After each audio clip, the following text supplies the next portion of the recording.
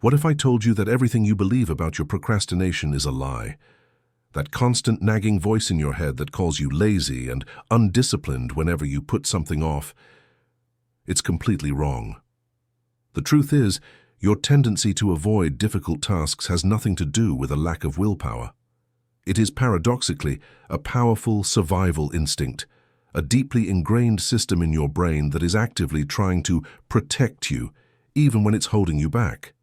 That feeling of dread and mental discomfort you get isn't a sign of weakness. It's a genuine biological alarm bell.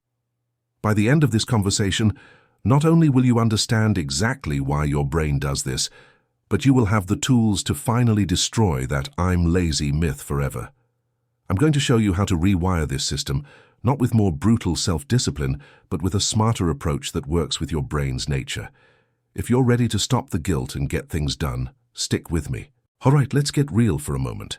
You know that one task, that thing that's been hanging over your head, making your mind feel cluttered and heavy? We all do it.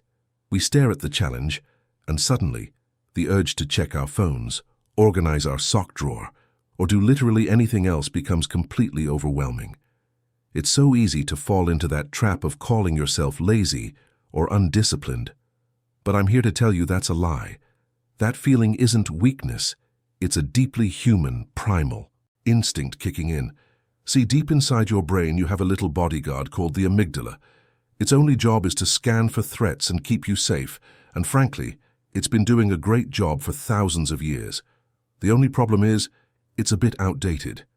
It can't tell the difference between the threat of a hungry lion and the threat of giving a presentation, having a difficult conversation, or facing a project where you might fail. To your amygdala, the potential for judgment or failure feels just as dangerous as a predator in the wild. When that alarm goes off, it triggers a powerful flight response, a wave of discomfort and anxiety designed to make you run away from the perceived danger. That's when the most sophisticated part of your brain, the prefrontal cortex, jumps in to help. It's the master storyteller, the one that cooks up all those brilliant and logical-sounding excuses. It doesn't say, "I'm terrified of being judged." It says, "I'm not in the right headspace now. I'll do it tomorrow when I feel more inspired." So you see, procrastination isn't a character flaw. It's a brilliantly executed, yet ultimately self-sabotaging defense mechanism. It's your brain's clumsy, misguided attempt to shield you from emotional pain. You're not trying to fail, you're trying to avoid the feeling of failure. But understanding this is just the first step. The real game changer is learning how this protective mechanism is fueled by a powerful chemical inside you, and that can either keep you stuck or drive you forward. So if fear is the trigger, then the chemical that really runs the show is dopamine. You've probably heard of it as the pleasure molecule, but that's not the whole story. Think of it as the motivation molecule. It's what gets you to act. Now, this dopamine comes in two flavors. One is the explosive, short-term kind that gives you a quick hit when you check a notification or eat a piece of cake. The other is a steady, low-level flow that keeps you focused on a challenging long-term goal. For most of us procrastinators, the first kind constantly hijacks the second. That's why scrolling through social media feels so much easier than starting your project. Every new post, every like, is a tiny squirt of that explosive dopamine. Your brain becomes an addict for these quick fixes, and it learns that the big, scary task gives you zero pleasure right now. So, naturally, it pushes you towards the instant gratification every single time. It's not that you lack willpower, it's that your brain's reward system is being played like a fiddle by modern distractions. It's a rigged game. But what if we could start rigging the game back in our favor? Here's the very first tool, and it's so simple you might doubt it, but I promise you it's a game changer. I want you to take out a physical piece of paper and think about that one task you're avoiding. Now, write this sentence at the top. The real fear behind this is, and finish. It be brutally honest. Is it the fear of being judged? The fear that you're not smart enough, the fear that you'll pour your heart into it and it still won't be good enough. This simple act does something magical inside your brain.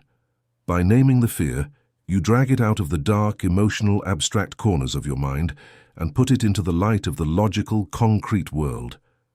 You're essentially transferring the problem from your panicked amygdala to your rational prefrontal cortex. It stops being a terrifying monster under the bed and becomes a problem on a piece of paper that you can actually start to solve. Now that we've given the monster a name, the next step is to make it less scary than the alternative. So you've named the monster. It's written down on paper and it feels a little less intimidating already, right? But now we're going to perform a little mental alchemy. We're going to flip the script entirely. Instead of letting the fear of doing the task drive you to inaction, you're going to cultivate a healthy fear of inaction itself. You need to make the pain of staying the same far greater than the pain of taking the first step. And we do this with a powerful visualization technique. I want you to close your eyes for a moment. Seriously, do it. Picture yourself 6 months from now having done absolutely nothing about this goal. What does your life look like? What opportunities have slipped through your fingers? How does that feeling of regret sit in your stomach? Now stretch it further. Imagine yourself 3 years from now. The world has moved on, but you're still stuck in the exact same spot, haunted by the person you could have become. Make that image so vivid, so painful, that the thought of procrastinating for one more day feels unbearable. That discomfort you're feeling, that's your new fuel. But fuel without an engine is useless. So, let's build the engine with 4 simple, non-negotiable rules of organization. This isn't about complicated productivity systems. It's about creating a clear path for your brain to follow, making action the most logical choice. Think of this as your personal battle plan for the day, designed to guide you straight to the finish line without getting lost in the fog of overwhelm. Here's the plan. First, 1 task at a time. Just pick one hard thing for the day, that's it. Second, give it an artificial deadline. The work will expand to fill the time you give it, so give it less time. Third, choose an intentional reward, something you genuinely want, that you only get after the task is done. Finally, and this is crucial, remove all distractors. Put your phone in another room, turn off notifications. Protect your focus like it's your most valuable asset. But even with the perfect plan, there's one last sneaky villain we need to defeat. The one that whispers, "It's not ready yet." Let's talk about that final villain, the most sophisticated one of all, perfectionism. It's the ultimate excuse because it sounds so noble, doesn't it?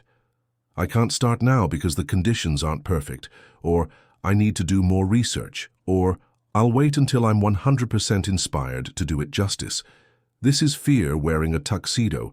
It's your brain's last-ditch effort to keep you safe in the harbor of inaction, disguised as a commitment to high standards. It's the most beautiful and dangerous trap you can set for yourself. The way to disarm this trap is with something I call the 2-minute, imperfect rule. It's beautifully simple. You commit to working on your dreaded task for just 2 minutes, that's it. Anyone can handle 2 minutes. The crucial part is this. For those 2 minutes, you give yourself permission to be completely imperfect.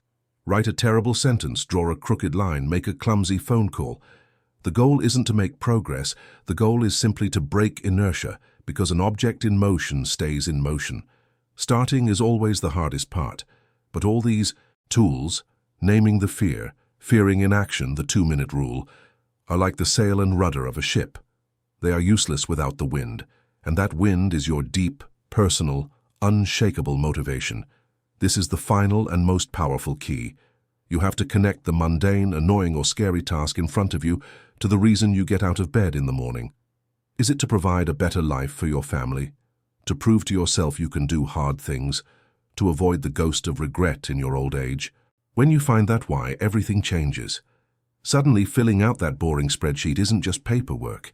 It's a brick in the foundation of the life you're building for your kids.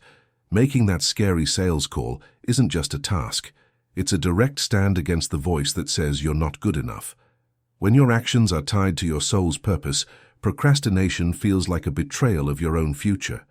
The choice becomes clear because you finally know what you're truly fighting for. So there you have it. The curtain has been pulled back. Procrastination isn't your identity, it's just an old, outdated survival program running in your brain. A program that you now, finally, have the power to rewrite. You have the tools. Name the monster. Make inaction painful. Start imperfectly for just 2 minutes and connect every action to a reason that sets your soul on fire. But remember, knowledge without action is just entertainment. So the real question is, what will you do now? Are you going to close this and slip back into the comfortable, familiar cycle of guilt and avoidance? Or are you going to make a different choice, right here, right now? What is that one task you're going to spend 2 imperfect minutes on the second this is over? I want you to declare it in the comments below. What is the deep, profound why that will make your action non-negotiable? Are you truly willing to look back in 3 years and be in the exact same spot, haunted by the person you could have become? If you are serious about stop being a passenger and finally taking the driver's seat of your own life, make sure you subscribe to the channel and activate the notifications. This conversation is just the beginning, and you don't want to miss what's coming next on your journey to mastering yourself, so